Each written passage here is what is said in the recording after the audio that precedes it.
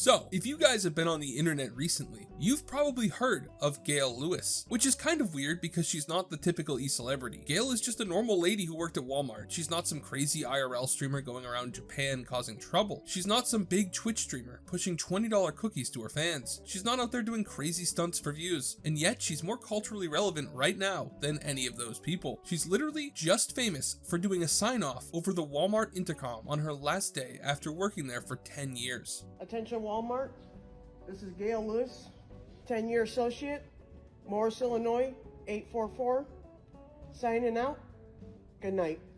Now, you might have heard of the YouTuber Amouranth. Well, he came up with a plan to capitalize on Gail's 15 minutes of fame in order to raise some money for charity, only to be completely screwed over by eBay. That's right, Amouranth got his hands on a Walmart high visibility vest, like the one Gail Lewis was wearing in the meme, and had her sign it. He was gonna host and promote the charity auction and donate whatever the vest sold for to a charity of Gail's choice for her cooperation. Gail chose the Children's Miracle Network. Quickly after making the auction live on eBay, the bids started climbing to honestly ridiculous amounts. No one would have thought that a Walmart high-vis vest would sell for $100, let alone $1,000. But then it kept climbing to $10,000, $100,000, all the way up to $400,000 before suddenly the auction was canceled by eBay, thus meaning that unless Amouranth found another venue to host the auction, the charity would end up getting nothing, and the whole thing was a massive waste of time and hype. Don't worry, Amouranth did end up finding a new venue, and the vest did sell for much less than had been bid for it on eBay. But we'll get back to that in a minute. First, I do want to just point out that yeah, eBay should have done better to check out the auction before banning it, but can you actually blame eBay for banning an auction of what was just a standard high visibility vest that you could buy for like 10 bucks at like a Bass Pro Shop or some similar store, when that vest was somehow racking up bids in the hundreds of thousands of dollars? No, I mean, I can't. Let's be honest, that is sketchy as can be. Honestly, given how easy it is to bid on eBay, it wouldn't surprise me if most of the bids came from users with no intention or ability to actually pay the price that was being bid. Like, let's be honest, there's no way that anyone who would want to own a Gail Lewis signed vest could afford to pay $400,000 for it. While Zoomers are well known for their hustle culture mindset, it hasn't really worked out for them most of the time. Also, like, if you were someone who had $400,000 in disposable income, you wouldn't spend it on something like this. So anyway, whether or not the eBay takedown was warranted, Amouranth found another host for his charity auction, a company called Golden, which seems to be like a legit auction business instead of a marketplace where anyone can post whatever they want like eBay. It sounds like they even authenticated the vest, which is nice because it will let whoever bought it prove to people that the vest is legit, and so is the signature. Not sure why anyone would doubt that, but whatever. The auction went live and the vest did still sell for more than I think any reasonable person would be willing to spend on something like this. It didn't sell for anywhere close to the $400,000 that the bid was sitting at on eBay. Instead, it went for $13,420, but actually officially $11,000. There's some really weird like auction fee or premium thing that changes the price actually being paid, and as I've never attended an auction, I have zero idea how that works, but if someone knows, let me know. Now, that's an order of magnitude less than what eBay users were saying they'd pay, but like I mentioned earlier, this new venue seems to be a bit more exclusive and doesn't just have random Zoomers bidding money that they can't actually pay, which is what I suspect was happening on the eBay auction, though there's no way to know that 100%. At the end of the day, I don't think it really matters how much it sold for. Even just $1 to a reputable charity, which the Children's Miracle Network seems to be, is appreciated by the people who will end up benefiting. So $11,000 can make a whole world of difference, and it's $11,000 that wouldn't have been donated if there had never been a charity auction at all. Overall, even though it sold for less than it might have on eBay, it's still a win. Also, so many people were so mad at eBay for removing the auction listing that eBay actually had to respond. They ended up apologizing to Amouranth, with him posting this statement from eBay to his Instagram story. Seems like the listing was flagged for takedown by an automated system that thought the whole thing was sketchy, which to be honest it was, and they've made an arrangement with Amouranth to help him in the future avoid any of those kinds of issues by working with him on his future charity auctions, if he does any, which is a good way for them to resolve it. But they should probably have some other sort of system for charity auctions to avoid this kind of mess altogether, regardless of who is behind the auction. What do you guys think? Do you think that the $400,000 that was bid on eBay originally was real? Or do you think that the $11,000 that the vest ended up selling for was a more reasonable number? It was kind of an L for eBay to remove it regardless though. Hopefully they really do work on getting this kind of thing ironed out in the future. Anyway, I just thought this was a nice little piece of obscure internet history about an obscure internet micro celebrity doing some good for once, and wanted to make a little video about it. I hope you guys enjoyed the video. Thank you so much for watching all the way till the end. Have a great day, and God bless you. So, everyone knows who Amouranth is, right? She's a streamer, known for her honestly impressive, creative interpretation of the rules of Twitch and Kick in order to define the meta for content that a certain subset of women streamers used to promote their more adult business ventures. Basically, she's like the Ronald McDonald of the Twitch hot tub meta, if that makes any sense. One of the most notorious streamers using her body to pull in viewers and make herself some money. And while I don't really agree with the whole lure men in with a scantily clad Twitch stream to use their loneliness to your advantage in separating them from their money, I can't say that she's not good at it. She's literally the best in the world at separating men from their money, and she just released the stats to prove that. You see, like most of the hot tub streamers, Amouranth's goal isn't to get people to watch her on Twitch or Kick, it's to move viewers from Twitch and Kick onto a more profitable platform and use her body as the lure. She makes adult content on OnlyFans, using her streams on more mainstream platforms pretty much as a way to advertise her OF. And it's hard to argue that it is a bad business model. Even if it's morally bankrupt, it's certainly not monetarily bankrupt. Amouranth released her OF earnings on Twitter the other day, and man, she's rich. According to the stats she posted, she made a gross total of $57,058,995.18. That's just from her OF, not Twitch or anything else, which is honestly insane in my opinion. I don't understand who's paying for this kind of thing, and I certainly don't understand who's paying this much for this kind of thing. Let's look at the breakdown. Roughly $20 million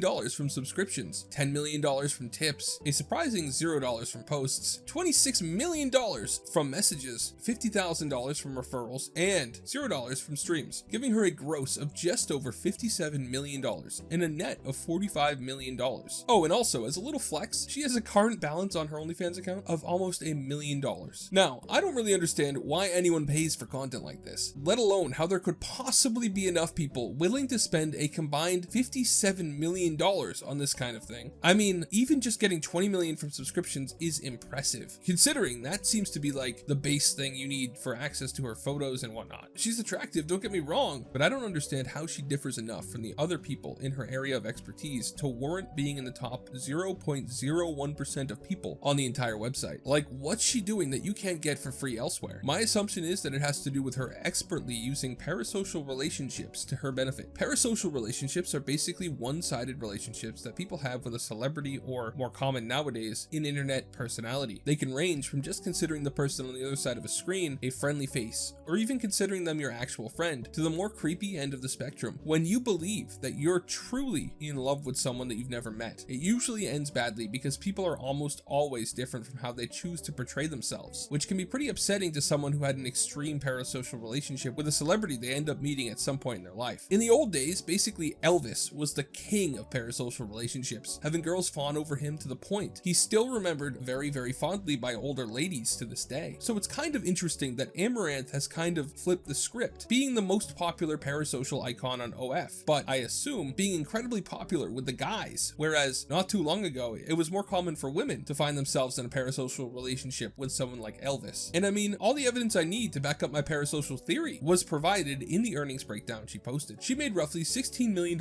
more from tips and messages combined than she did from subscriptions. Those two categories to me seem to be something that someone would only use if they wanted to garner favor with Amouranth. Maybe there's some other benefit I don't know about, but I'd guess that people are tipping because they want Amouranth to know who they are. After all, she's obviously going to know who sent her a few extra Ben Franklins and totally doesn't have a team handling everything so she never sees it. And messages. Well, it's obvious with that one. Lonely guys paying to message Amouranth for the girlfriend experience, to get to feel like she's talking to them. Pretty much the same reason people donate to Twitch streamers. Again though, I really doubt that Amouranth is responding to all these messages herself. So, sorry fellas, you're most likely talking to a dude, IMO. And I'm not saying that what she's doing is objectively bad. Personally, I think it's morally wrong, since she's taking advantage of lonely dudes who just want to feel like they know her and can talk to her. I mean, to be honest, it's the same problem all adult industries have. So it's not really an Amouranth problem. I think the whole industry is scummy and bad, and probably should be illegal, but that's a debate for another time. Putting my feelings aside, it's genuinely impressive and a bit scary that Amouranth is able to manipulate or otherwise draw this many men to her adult site. Separating idiots from their money is an art, and one she's obviously mastered. So while it's morally repugnant, it's also impressive. A bit like watching a train crash. So what do you think? Is this impressive? impressive? Is it bad? Or am I just outdated and this is totally cool nowadays? Let me know in the comments. Thanks for watching all the way till the end. Have a great day and God bless you. Okay, so I've been saying for a long time now that Twitch must be losing money because all of their recent decisions have pointed to them becoming more and more desperate, from forcing ads down everyone's throats to shutting down the entire company's South Korean branch. But finally, and in some aspects sadly, I can officially say that I was correct. This week, Twitch announced layoffs of 35% of their company because they're not profitable, and it doesn't look like even the layoffs are going to be enough to recover from their years of terrible business decisions. But don't take it from me. The Twitch CEO came out and made a bunch of different statements about the current state of Twitch and what changes could be coming soon. So today, let's talk about that. The first big statement made by the Twitch CEO, Dan Clancy, was to just come out and tell people Twitch isn't profitable and imply that the only reason they still exist is Amazon propping them up, something that people have been saying for years now. That we've implied this before,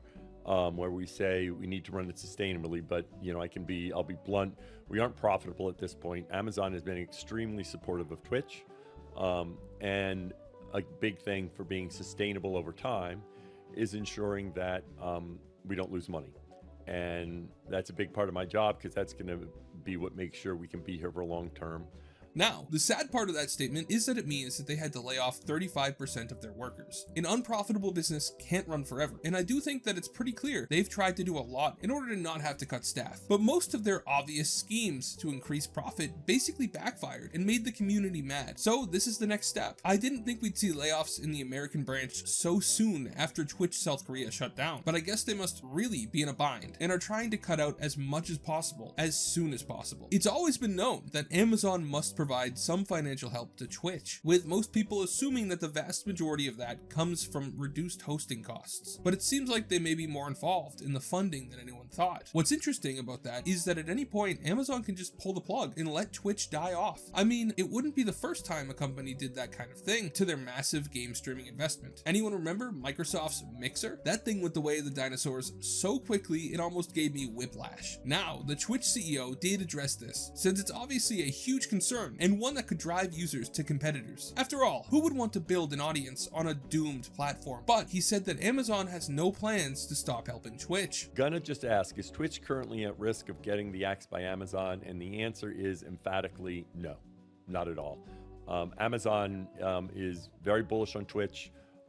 As I said, they've been investing heavily in Twitch. Now, that's a good sign that Twitch won't be gone anytime soon. He seems to believe that Amazon is really invested in Twitch, which would be great, but it's also like the most corporate statement he could make, framed in the perfect way to make people feel more comfortable. So it comes down to whether or not you believe Dan Clancy is authentic, or if you think he'd be willing to lie and knows that there's a real possibility of Twitch going away, but that saying it would make it more likely to happen as streamers would leave. Personally, I think that he's authentic enough of a person that I believe that he believes that Amazon won't cut off the funding, but I don't think that either of us know for sure. Some suit could just make the call on a whim someday. It's a precarious situation when you look at it from the outside. And to be honest, he went on to say something that doesn't make me feel great about Amazon's future plans for Twitch. He was asked if Twitch Prime and the free subscriptions that come with it will be going away, and he gave a very non-committal answer.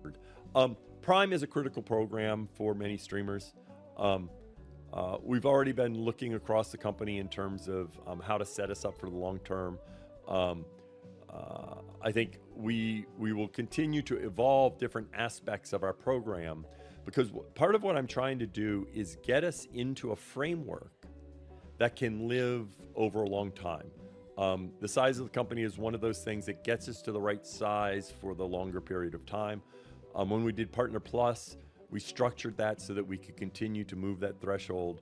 We're going to keep looking across our strategy with streamers. We did this with the ads incentive program. We want to get to where we can continue to grow and adapt and change as the market changes.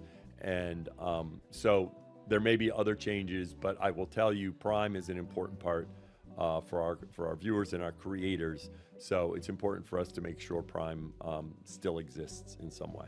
It's hard to overstate how bad Twitch Prime and the free sub it provides going away would be for Twitch. From what I understand, Twitch Prime subs make up a pretty significant portion of the sub revenue for most creators, especially smaller ones. If you don't know what Twitch Prime is, it's basically you link your Amazon Prime with Twitch and you get one free subscription to a streamer a month. So basically the streamer gets their cut, usually $2.50 from what I've heard, and that money is just coming straight from Twitch's pockets. Or maybe Amazon, I don't know. It's basically free money for streamers, so it getting cut will eat into a lot of people's livelihoods. It's generally one of, if not the biggest advantage that Twitch has over their competitors. I can't see Twitch Prime going away not having a significant impact on streamers, which will probably in turn have a massive effect on the company. It could be catastrophic, but I guess it doesn't matter too much how many hits they take as long as Amazon remains willing to fund them. Gee, it sure is good that we aren't in uncertain economic times that could affect even the biggest companies like Amazon. That might put Twitch at risk. But in all seriousness, it sucks that they had to fire a bunch of their staff. It sucks that Twitch Prime might go away. And it sucks that they're not profitable. A lot of tech companies operate in the state of unprofitability, always just taking more and more funding and promising to be profitable in the future. It's hard enough to keep that kind of thing going in a cheaper industry, but it's gotta be really hard when trying to provide high quality video streams over the internet as your main business model. I can't understate how expensive